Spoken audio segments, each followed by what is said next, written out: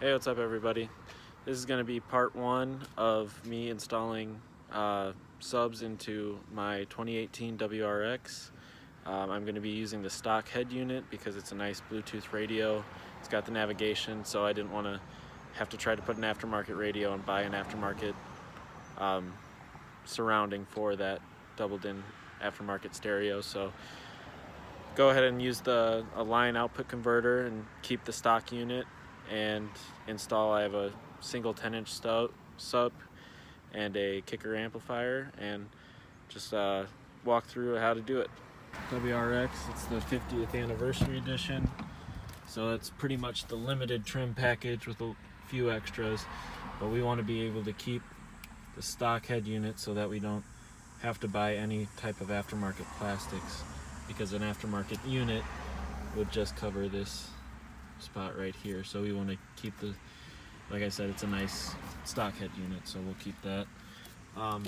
So the first thing we want to do is pop your hood.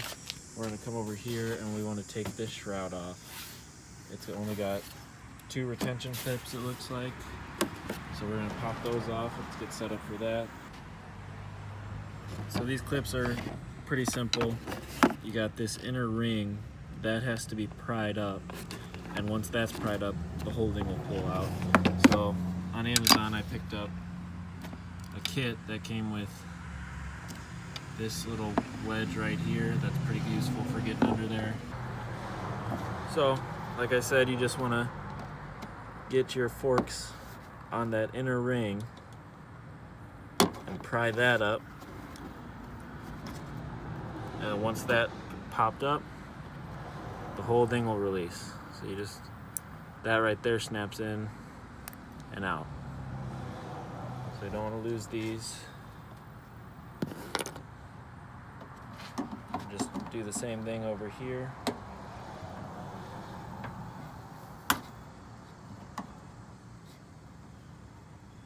It just pops right out.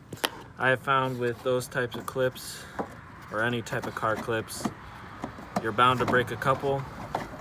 And so there are places that you can find that you can order replacements for them, and depending on how worried you are about it, most of the pieces that they hold up will go back together if you keep at least most of the clips intact. So if you're missing a couple here and there, it's not going to cause any major issues. So now that we have that opened up, you can see we have the factory loom back here where all of your wiring is. It's maybe a little hard to tell, but this corrugated tubing right here has all your wiring, and back in here there will be a grommet that we're going to slide our power cable through to eventually feed it to the trunk, and that is going to be accessible by taking off the fender housing, the splash guard in this fender. So next thing we're going to do is attack these clips right here. So let's attack these clips. Now this is my first time taking anything apart on my WRX. I've kind of been scared to, and finally just biting the bullet and starting to mess with it. And one of the first upgrades that I decided to attack was adding my sub into it. So I'm going to be learning this with you as we go. So these, they look a little different because they don't have that inner ring on them, but they have that little notch on the middle. But it looks like the principle is the same behind them, where they will pop up and then that will release it. On this one, I just got behind here and I pried it up, and sure enough it snapped open anyway, and fortunately it didn't break it, so that was a little lucky right there. So on this one, I'm gonna try to get behind that notch. You know what? I'm thinking that might actually be if you take a Phillips head screwdriver and turn that, it might pop it up for you instead of having to pry it. It's got a little, I don't know if you can see that, a little escalated flange right there, and I'm thinking as you twist that with a Phillips screwdriver, that might be what pops those tabs up. So let me go grab a screwdriver. Okay, here we go. So the tab, it's got that little Phillips slot on it, and you can see when it's flat, can't really pry underneath it like the other ones. So I'm thinking that if we twist that with the Phillips, it'll pop it out.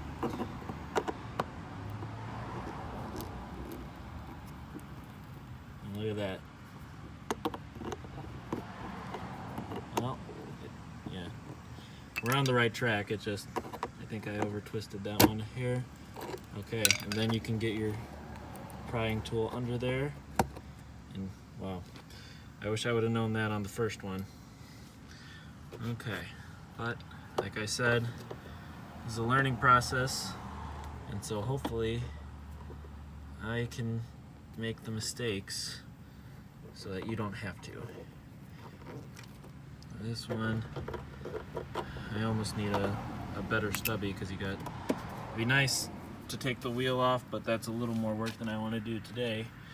So let me go find another stubby. All right, so we got it. This thing has been a lifesaver for me a few times. It's a little thumb drive, and it's got a 1/4-inch chuck, so you can put a, oh, well, there you go, dropping it. You can put a bunch of other bits in it, and like you can see, it gives you enough leverage to get in to about as tight of a spot as you can find yourself. So the issue is it seems to want, let me put my phone down. The whole thing likes to spin.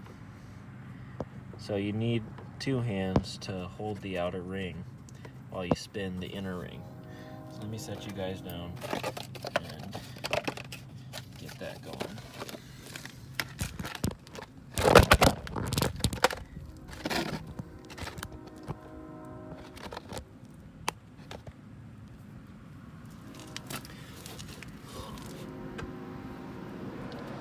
There we go.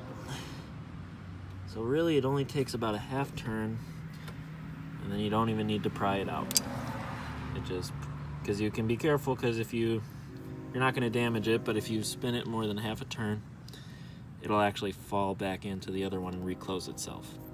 So just a little half turn to raise it enough that you can pull it out, and you're good to go. So now you got these 3 out. 1, 2, 3. There are 2 back in here that we also need to take out. So that one and that one. And then we should be able to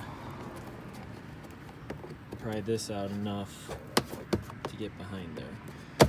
These 2 back here are actually the original style from the engine bay, so we can just use our pry tool for those. Okay, so just because of the angle on these ones, I went ahead and just got a normal straight blade standard screwdriver, because the gooseneck on this doesn't let you get behind it and then get leverage on it. So you can do it with a regular screwdriver, especially if you want to do the whole thing without buying this tool. Like I said, it came in a kit for like $9 on Amazon. So I figured since these are so fickle anyway, might as well spend $9 and get the best shot of not damaging any. But some of them are in hard to reach spots, so you just have to adjust. So yeah, so I'm gonna go ahead and pry those out. Both of those out. One up here, one down here. And we're gonna go ahead and try to peel this back. I was able to use the flathead, the standard flathead, and didn't damage them. It actually was not that difficult.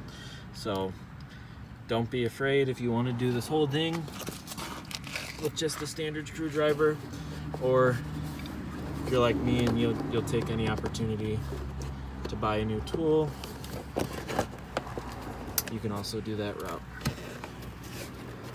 Either way, I apologize, I don't have a good system of recording.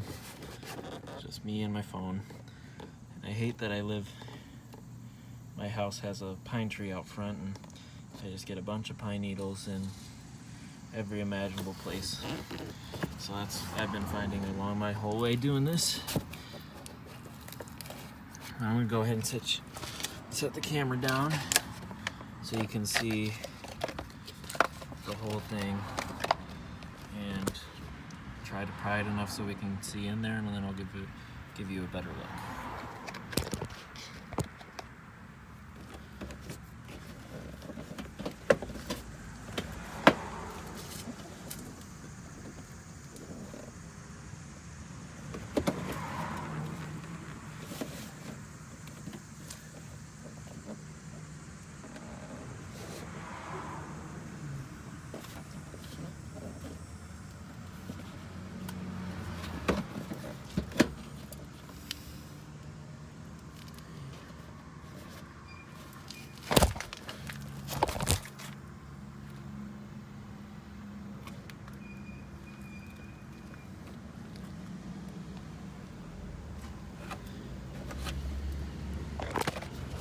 Alright, so as you can see, we got this pried up, and we found it right there where that corrugated pipe loops around.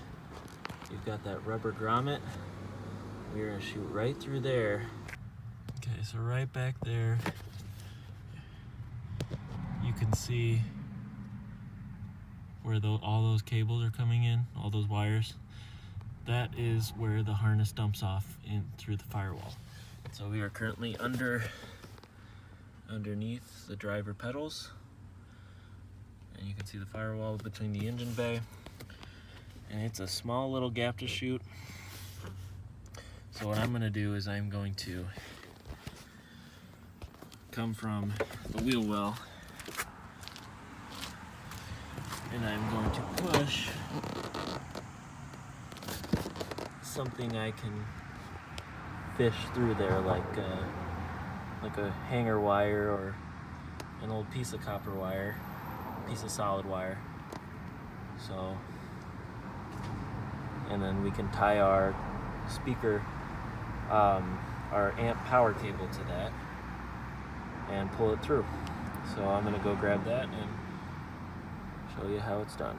Okay, so here I've got a piece of number 12 solid copper. I just pulled it out of a length of Romex I had left over. I'm an electrician by trade, so I've always got some extra of that laying around. But if you have to use anything like a cut up coat hanger, or basically anything that's going to be solid enough that you can push on it and kind of push through the grip that grommet has around those wires. So I got the wire, and what I ended up having to do was push it through. So that boot, it's actually a boot that goes around, and what it does is it's suctioned around and then it's taped to that corrugated part. And so you actually had to take your copper wire and poke it through and puncture that boot, and I was only able to do it from the wheel well side. And once I poked it in,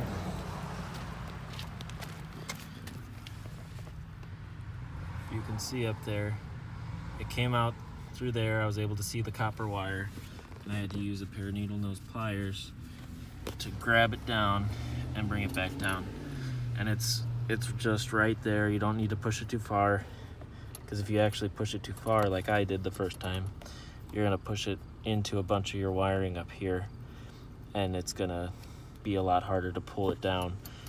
I had to pull it down and go back and pull some back so that I could just grab the nose of it and pull it straight down where I wanted it. So now the fun part comes where we're gonna tie on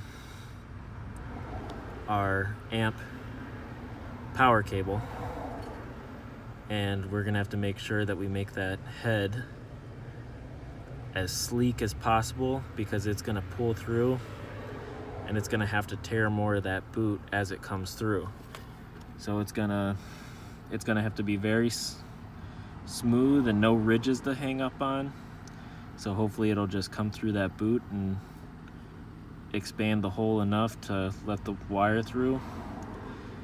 And we also have to make sure it's on tight enough so that we don't break our serve, because if the serve breaks, then we've got to re-feed this through. And so I picked this up on Amazon also. It's just Kicker's 4-gauge wire kit.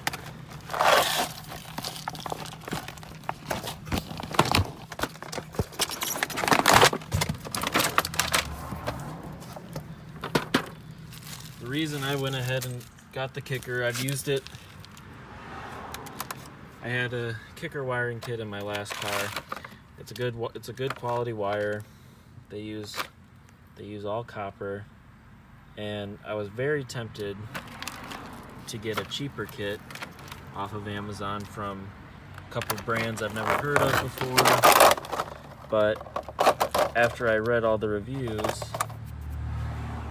a lot of people were saying that their so-called 4-gauge cable that they ordered of that brand was not a true 4-gauge cable. And so people were saying that they had their speakers burning up, and so now mine, the 4-gauge from Kicker says it's a 1500 watt max. So my amp at best, at peak, will draw 600. It's a 600 watt amp, so we are way oversized on the wire. You can go for a smaller wire if you are having a smaller setup, but the way I see it is I'm future-proofing myself by getting a larger wire now, so if I ever do want to change my subs in the back, maybe run a little beefier amp, I don't have to replace this wire. So that's something to keep in mind, you know, spending an extra $20-$30 now, because like I picked this kit up for like $70, and if I wanted to get the 8-gauge, it was going to be $50 maybe. So spending an extra $20, $30 now, and you never have to run this wire again. Or if you go for the smaller wire, you might want to make sure that you're content with the smaller setup. So all right, so I'm going to get this tied on to our copper wire, and then we can run that through that grommet. Okay guys, so I've got the wire tied on, just using electrical tape. One of the main things you want to focus on is my wire actually starts right about here. So you really want to build this up with tape so that it gets a nice transition. Because if you just did one wrap around here, as soon as that hole hits this head of that wire, it'll just stop dead in its tracks. And if you keep pulling, you might just pull the wire apart from this wire, and then you'd have to re-fish it through. So that is my first tip, would just be keeping this head as smooth of a transition as you can possibly have. And then just I like to try to overlap my wraps about half of the tape, so by the end of it you got 2 wraps, and just all the way down. I probably did a little bit of overkill just because I tied it on high up on the wire to give myself the most tension on it, because I've had before where you have a pull wire like this or something, and if the tape job isn't very tight, or you didn't tape a lot of it on with enough force, this will just slide right out and leave you with a taped up head and nothing pulling it. So, and final tip on that too is you want to make sure you always leave a little tail. So I just put a little twist in the tape. That way when you go to take it off, you've got a starting point, because electrical tape can be a pain to try to pick at. Just a little time saver that I always use. Okay, so I'm going to go ahead and pull that through from the inside of the cab, and then we just got to pull in this length all the way inside, because another nice thing about just go ahead and getting the name brand kicker cable is the end of the cable that stays in the engine bay has this nice heat shield on it.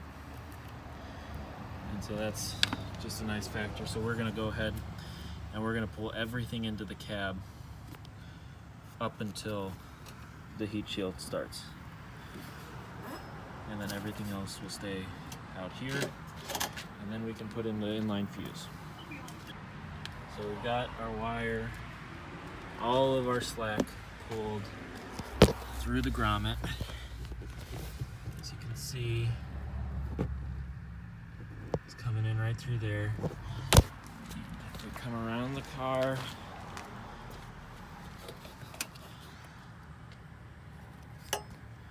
So from the top, it's chasing right down there.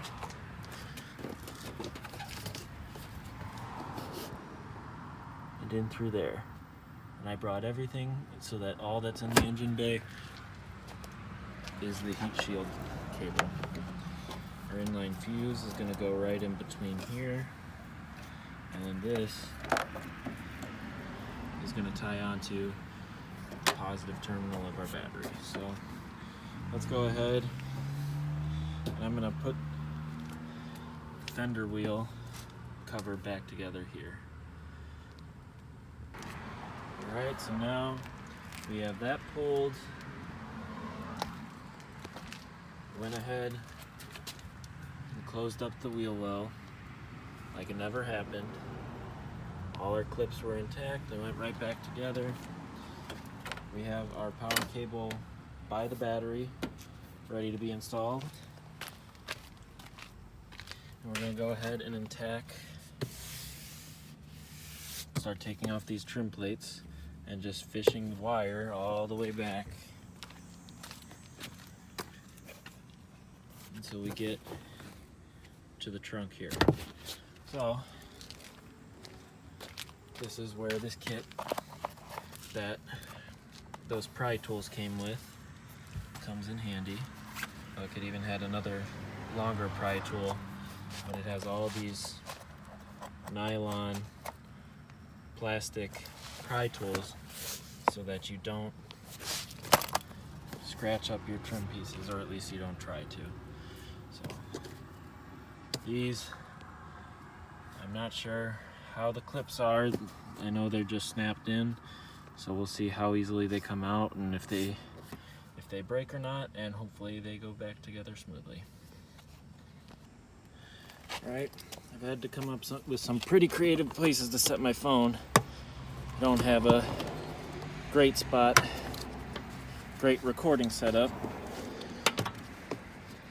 Okay, so that was about the easiest thing that I've ever done.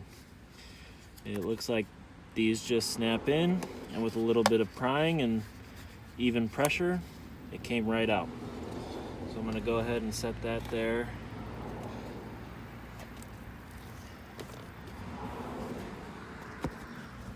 We're going to do the same thing right here. Let's just pry at this. Try to find where it wants to snap away.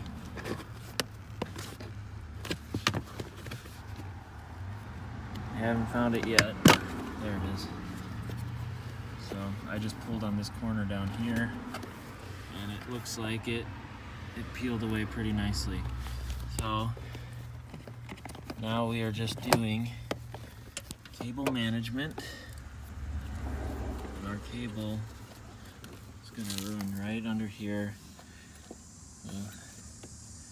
Peel back the carpet. Looks like a small little clip right there, and we're just going to go all the way to the back. So I'm just going to go ahead and continue to tear off the trim pieces that are going to be the path. We're going to come right up through here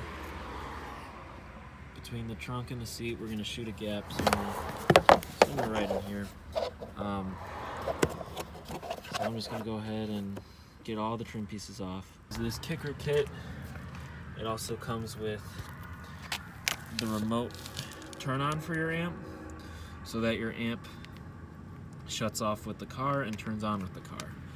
So I'm going to run this. I am going to go ahead and tape it close to the head of the wire as I run it through, so that they'll all be back there. And this is where I might get some people disagreeing with me, which if you do, that is all right. You are free to run it any way you would like, but our RCA cables, I am going to run with the power along the driver's side. And the reason being is that way I do not have to tear open the other side. And also, I have not had noise interference with Kicker's RCA cables before. Normally they have a good shielding to reject any interference, and when you're talking about the fact that this car, the metal frame, is your ground back to your negative terminal on your battery, so pretty much anywhere on the car is going to have current running through it, so it's impossible to run an RCA in a car and completely avoid current. And the amount that you are running through to your amp, unless you're running some very large rig, is going to be nominal compared to anywhere else on the car. So to me, I've never experienced noise with it, and it's worth saving the time. Okay guys, so here's the finished result of the wire run, at least before I close everything back up. So this is gonna tuck right back over everything, and I'm just gonna, as I snap it in, I'm gonna fold these down underneath. Make sure that our 3 wires, our power cable, our remote cable, and then our RCA cable, don't get pinched up anywhere. And there are these little tracks that you could slide a wire in. This front one, the very small one, is what the clip snaps back into. So you can't put any wire in there, and that kind of gives you an idea of how far you can go to the edge with your wire. I tried to push my power cable into that medium-sized hole, and it just was a little tight for comfort, and it's got a pointy edge right there, so I'm not going to push the power cable in there. But if you have like a number 8 cable, you might be able to get away with sliding it in that track, and then it's a nice little keeper for it. Keeps everything out of the way. I am going to put my remote cable and my RCA cable down in it, because that is not going to damage any wire. And then my power cable will probably rest right on top, and hopefully doesn't bulge it up too much that we can't get the carpet back down. So I'm just going to go ahead and start snapping that closed. Alright, so here you have it. We got the 3 cables. This is the back paneling. They're all tucked in. We got our column back in place. And I went ahead and was able to find a gap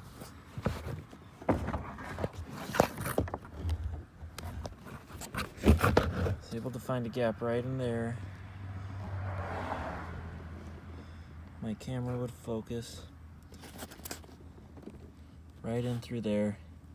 I was able to bring all 3 up, and it'll be a nice spot to be all of our cables in the trunk once the seats are back up.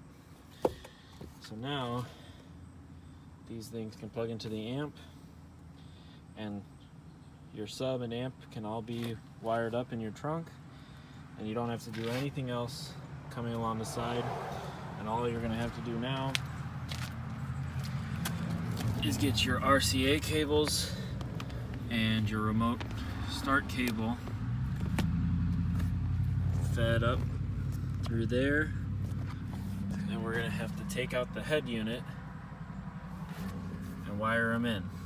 So now we're going to put in the inline fuse, which goes right in between these two rubber spots right here. So we just cut this in half, strip it back, and then it just goes in each side. And then you crank it down with a 6-bit, a hex bit. And so we are going to go ahead and cut that in half.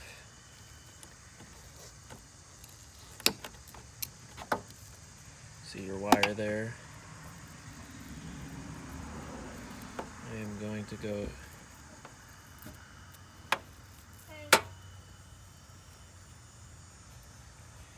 and cut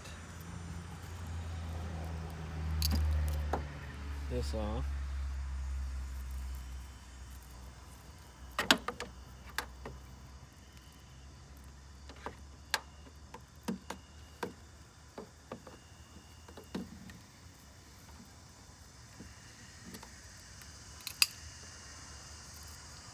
There we go. So now we can strip back that insulation and land it on our lugs.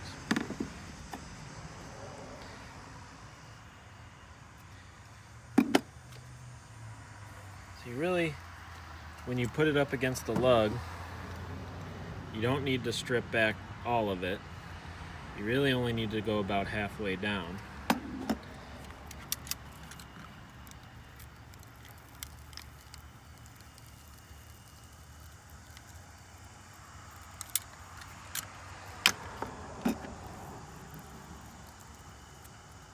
Just like that.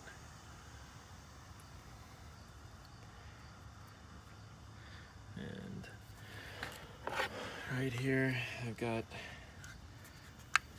a bunch of Allen wrenches. We just got to find the right size.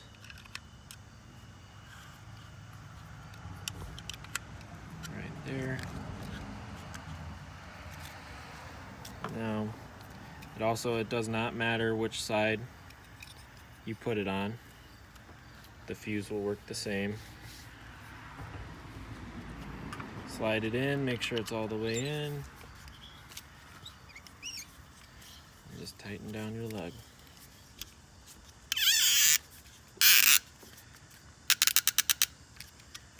Alright, there we go. So that side will connect right to the positive terminal of your battery. And then you just repeat it for the other side that you have sticking out right here. So we've got the inline fuse landed, we put the cover back on, and right here under there's a bolt hole that I just wrapped a zip tie around, so that way it'll keep it in place, and then it's nice and tucked underneath here. And then we can go ahead and put our little retention pins back in. I am probably going to take my knife and notch this just so it doesn't hold the whole thing up and it'll come through, but I'm gonna get it landed on our positive terminal before I notch this back here and get a perfect location. Alright, so I went ahead and attached the power cable to the side of our positive right there. I was thinking about going to this lug on top here, but it actually made more sense to go here because that leaves us a little more room to slide our power cover on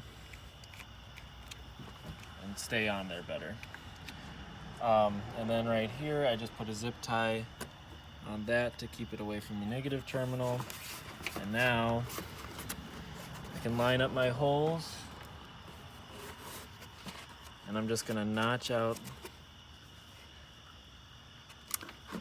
this right here.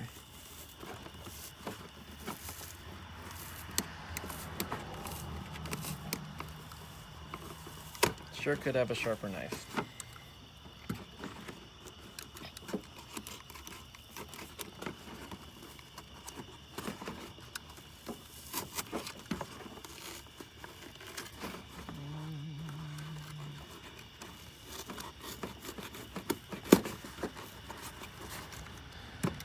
Just gives it a This is definitely not necessary. I definitely could get it flat without doing that, but just a little added neatness in my opinion. And then go ahead and put your retention clips right back in.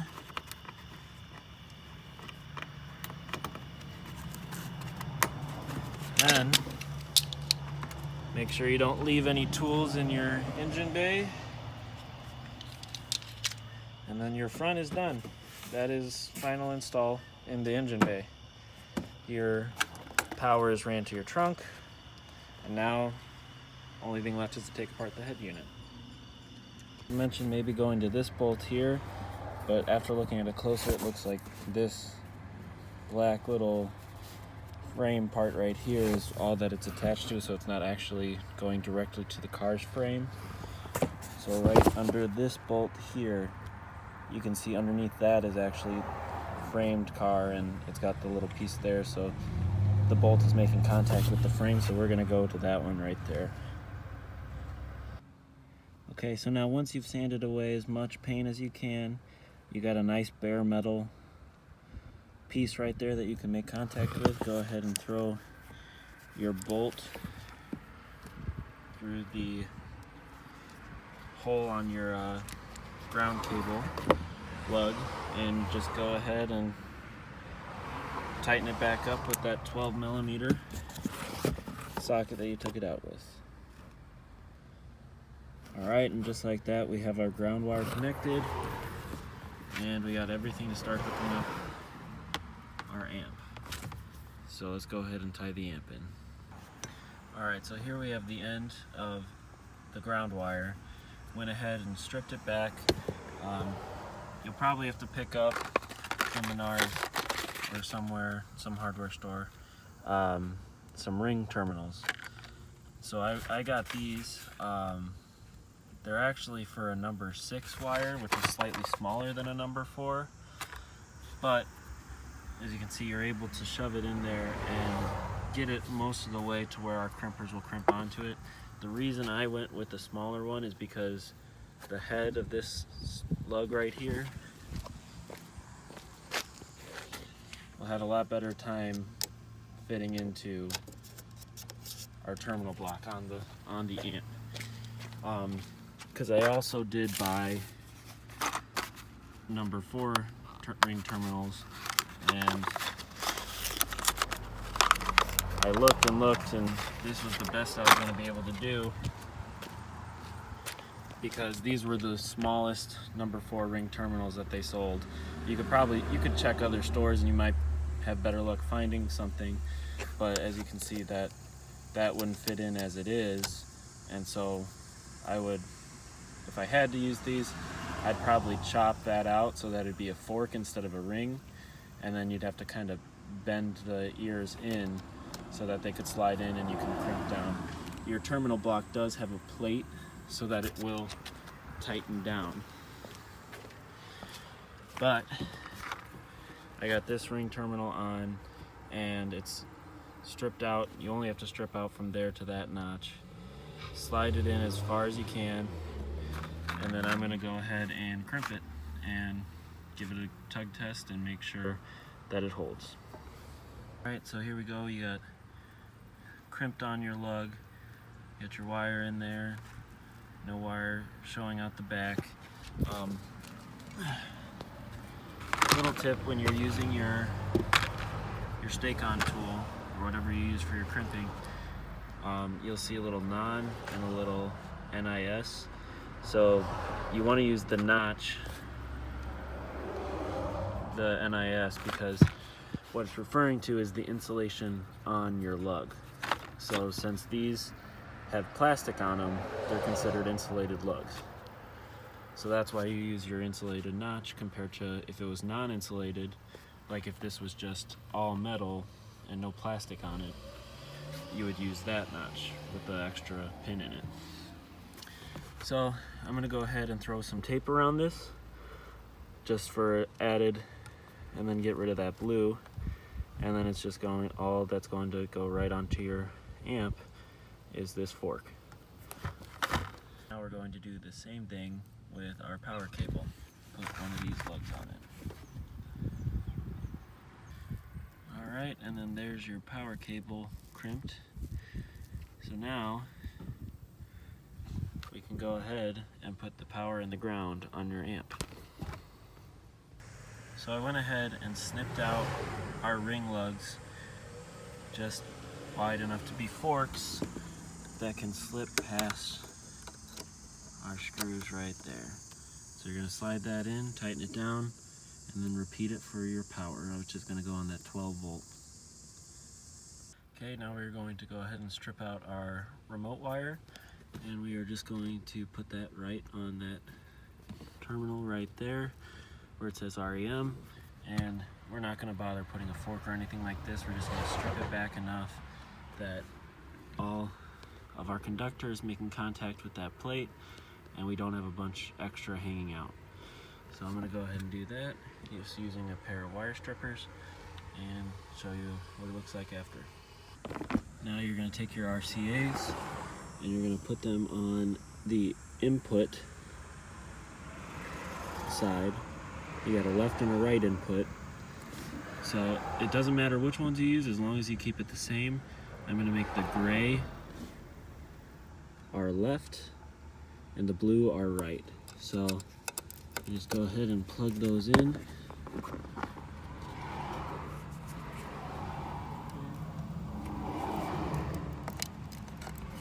Make sure you got a nice firm connection. And when you do it, when you plug your RCAs on the other end, just make sure that you keep whatever color you chose left and right. We're going to take our speaker wire that came with our kicker kit, which is 16 gauge insulated wire. You're going to put that on your speaker terminal block, and the top on this amp, the top two are your positive terminals and the bottom two are your negative. So we're going to go in 1 and 3, and then on the other side of your amp,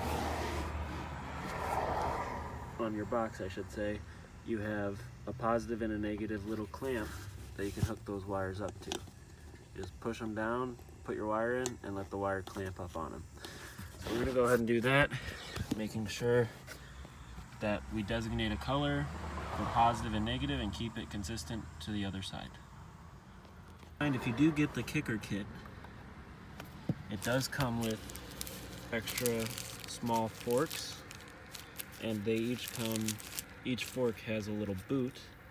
So if you slide this on the wire a little further down, strip out your wire, crimp on your fork, it lets you have a boot over the whole thing.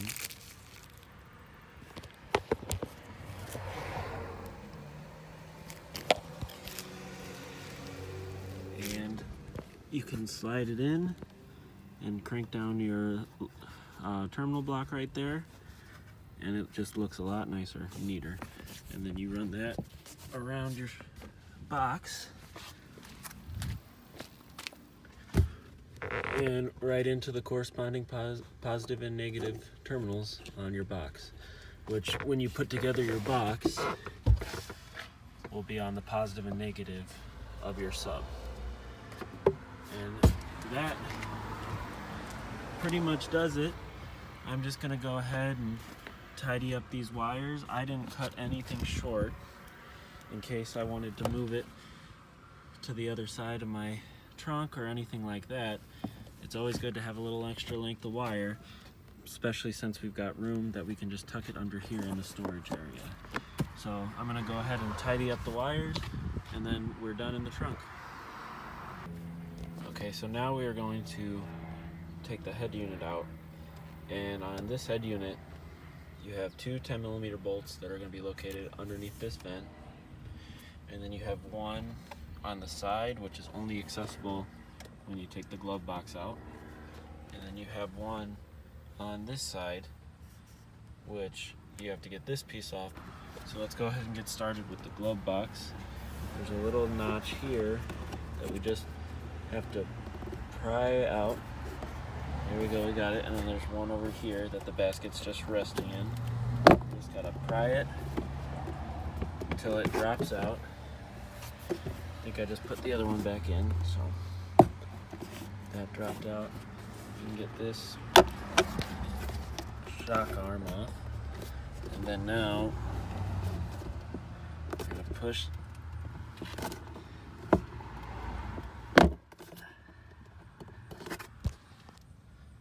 so once you just have to push these tabs, kind of force this one out while forcing this one out, and then remove that little shock absorber.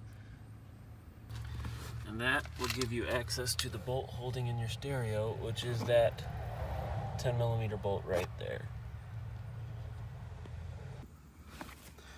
Alright, now so using some of our prying tools, we're going to just go on this top lip.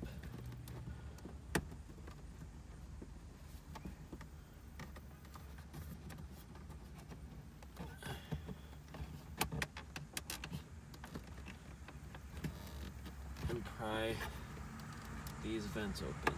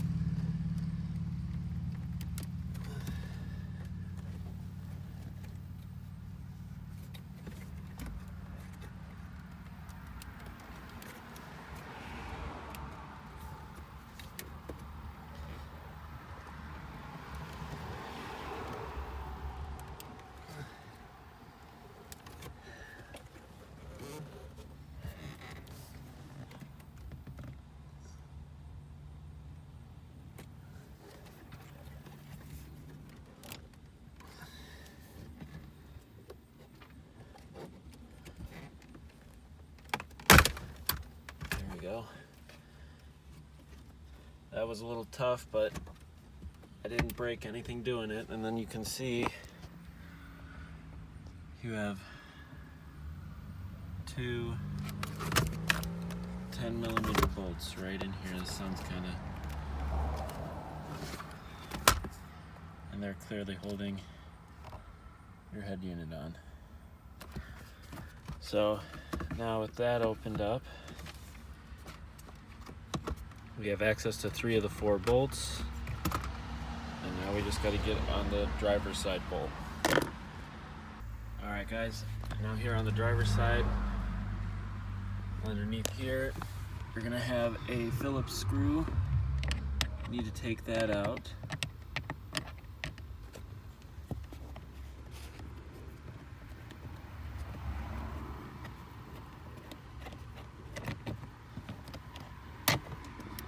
Then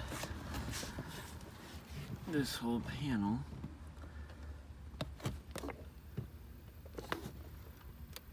will pop out.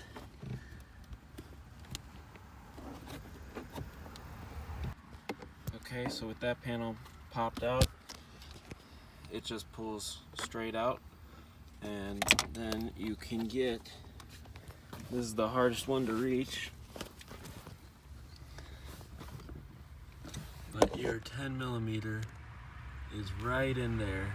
So you're gonna need some extensions on your ratchet, but that is it right there. And once you get to that one and undo the 2 on the top and the one through the glove box, you'll be able to take your stereo head out. Something that I hopefully can save you guys.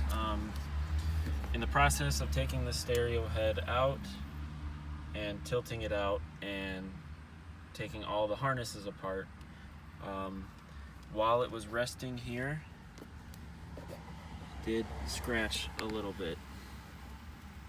Now, of course it bothers me, it might not bother some too much, but hopefully I can catch you before you do it. And I would just say put painter's tape on these lips so that when you do rest your stereo out, it doesn't get scratched up. So I'm going to go ahead and paint it, just put painter's tape on it just in case it would scratch more putting the head unit back in. Have all your bolts out, the stereo will just pop right out pretty easily. It's got a couple clips on the sides here that hold it in place. Then after that, you're able to pull it out just enough. And I used a flathead screwdriver just on top of all of those, just to push them in and slide them back and disconnect all of these. So now we can wire our LOC in. Alright, so right here are your 2 pins, connectors that are going to have all your speaker wires in, which is what we're going to tap the LOC into. Those are right here and here. And if you can see, they have numbered pins on them, which will be helpful. I can look up a wiring diagram and find which wires are what. It'll tell you which connector it's on and which pin number and the color of the wire so that we can tap into them. So I am going to cut this off, this jacket, and peel it back on both of them so that we can get in and splice our wires in. Alright, so here we go. We got the LOC wired in. On the back of our LOC, I just used Kicker's LOC. It's got the 2 RCA outputs and it's got your speaker wires right here that can tie in. You need to tie in to a front left positive and negative, and then the front right positive and negative. I chose the fronts because I've heard some people might have issues when they use the rears, something with the base balance. Kind of went over my head, but the recommendation I read online was use your front speakers, and you need positive and negative from the left, positive and negative from the right. So if you look up a wiring diagram for this model, and I've noticed that it does change. It's not just 2015 plus, but it does change throughout that, because the 2018 is different than the 2015. But if this is your stereo head, you find this 10-pin connector, which off of your stereo is going to be this one right here. And as you can see, you have, it's upside down.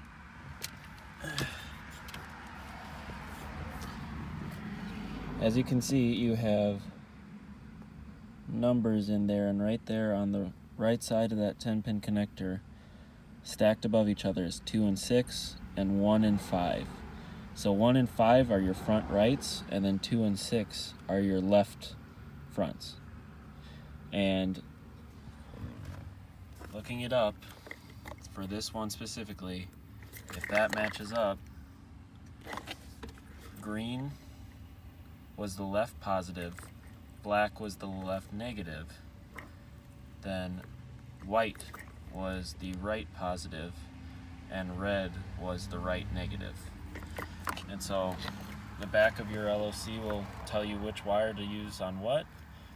The brown chassis ground, I just cut short and taped off. It's not needed for our amp. And then I went ahead and used these T-taps, which work really nicely. And I will try to show you how to use them when I tie in our remote cable, our ignition cable. So then once I have all of them tied in, I'm going to go ahead and tape this up really nice. And then this, I am going to try to keep in a better location instead of just stuffing in the back here, because it will be nice to have this accessible instead of having to take apart the whole stereo head unit again. So I'm thinking I might try to find a way to hang it through here to where all I'd have to do is take off this panel and I can unplug or change my RCAs. So it's just, again, thinking ahead, because so far taking out the head unit has been the most bothersome part, and we still have yet to put it back in, so we'll see. So that's definitely something I don't want to have to do again if I don't have to. So keeping this LOC accessible will be, I think, save me a headache in the future. Alright, so here we have our remote start cable. I went ahead and ran it through, down from the floor panel there. I ran it over top of this vent in hopes that when we put everything back together it doesn't get pinched and it can come right back through here. So we're gonna go ahead and I'm just gonna tuck it right back here as one little added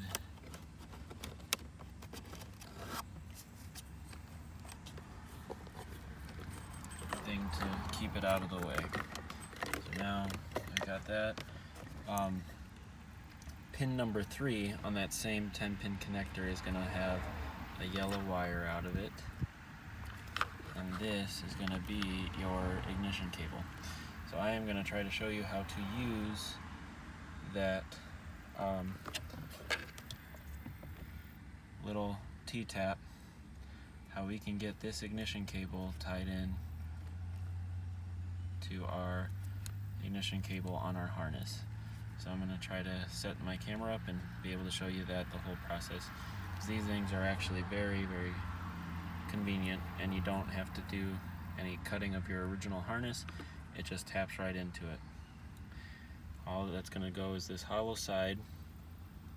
The harness wire slides into that, the wire you don't want to cut, and then on the other side you slide your new addition wire, in our case the remote wire, slide it down that tube, and it has a stopper at the end, and all you do is you take your pliers and press that down, and then you can fold that tab over and cover it up just like these, and then I'm going to go ahead and tape them just as an added layer of insulation. So I'm going to try to set my camera up and show you how to put that in action. Alright, so you got your barrel connector, our wire. You don't have to strip anything out. You just slide our remote wire in until it's all the way back and stopped. Then go ahead and put our harness wire into the empty side, and once both are sitting in there, keep them in place and take your pliers, press it down, and now that just closed that metal piece on both wires, giving us a connection. Make sure you can't tug anything out, you didn't cut your wire, and close your little cap closed, and there it is. Alright, so I wasn't able to get the RCA or the LOC anywhere out here for a convenient spot, just because the harness plugs in over here and we didn't have enough length on our LOC cable. So if I would have had more cable, I could have gotten it over there, but instead I did have to bring the RCA in behind the head unit, and it's just going to have to sit there. And so you got a red and a white RCA output right here. So on the back I used the gray RCA on the white on that, which on the amp it says it's left, but this unfortunately does not identify which one is left or right. If it does, I'm missing it. It didn't come with a booklet or anything. All it had was just what's here on the back. So I'm guessing since it's kicker and kicker though, the color might correspond, and so I just did white to white, red to red, kept it the same. And worst case scenario, if we have to swap it at the amp in the trunk, that'll be a lot easier than getting back into the head unit. I am going to test it before everything is bolted back together, but the next step is going to be tucking all this in and getting our harnesses plugged back into our head unit and just resting it in. Then we can go ahead and start the car and see if the amp is going. Alright guys, so from start to finish, she's in, she's working.